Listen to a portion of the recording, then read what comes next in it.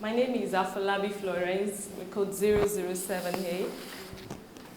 I'm going to be teaching grade 11. What subject do you teach? Food and nutrition. Food and nutrition? Yes, sir. And topic? Kitchen pests and their control. Kitchen pests and their control. Okay. Okay, so what's your objective for this lesson? By the end of the lesson, I'm expecting my students to be able to state types of kitchen pests.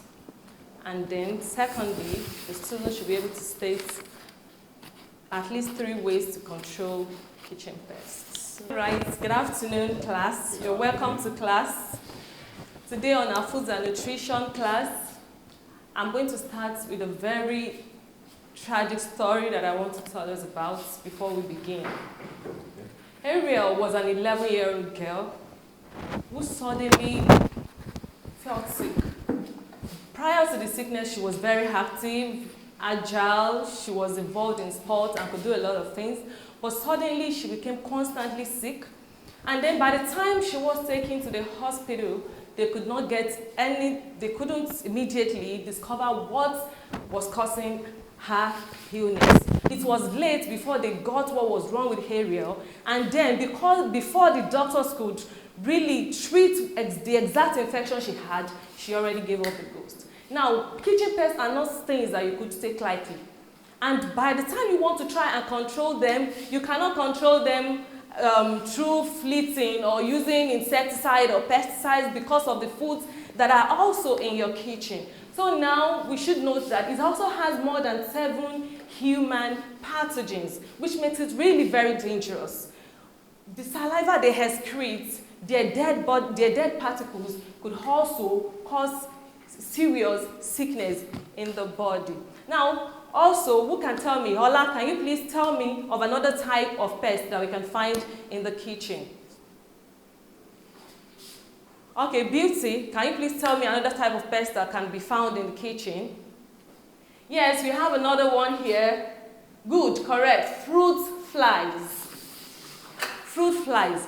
Normally, you might think fruit flies come from when there are fruits, they are overripe, or you expose them, you might actually think that they come from inside the fruits. Fruit flies come from outside, through the open crevices, the little openings that we have around the house. So what they see is that they just smell, they have a smell of the fermentation of the fruits that are overripe, and then they begin to come in through that place, through that place. So that is another one. So now, Steve, can you please tell me another type of...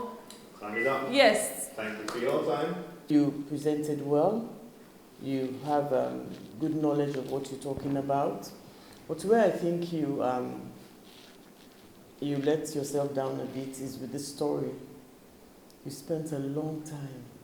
Yes, it was very important that we know, but that story could have been told in 30 seconds.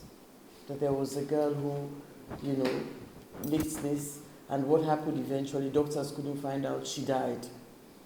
But you took us through a long, I was watching the time, you took about 2.5 minutes on the story.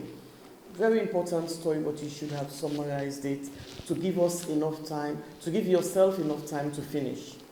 Because when you started going into it, you flowed differently. Florence. Yes, sir. Well done. Thank you, sir. So as Dr. King has already noted, you brought in a story and dragged it. It was exactly 2.5 hours, 2.5 minutes in spent on that story.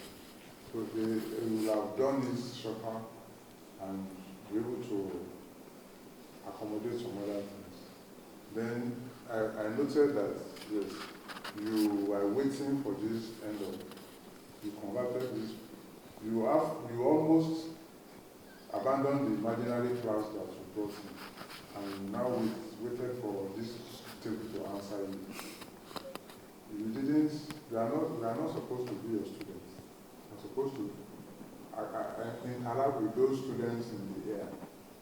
Imagine they are seated. You understand? So a lot of what you're doing is really good. I'm interested as well, to find out what happens in the end, because I mean, this is a very practical subject.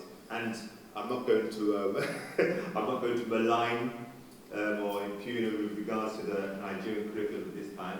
This is a useful subject. I mean, as you can see, it can have tragic consequences if people do not pick up on things like this. And I'm sure in class, they're going to go home and tell their parents some things which are going to be useful in the community. So well done in this case for it being in the Nigerian curriculum, and it's very relevant and it's very practical.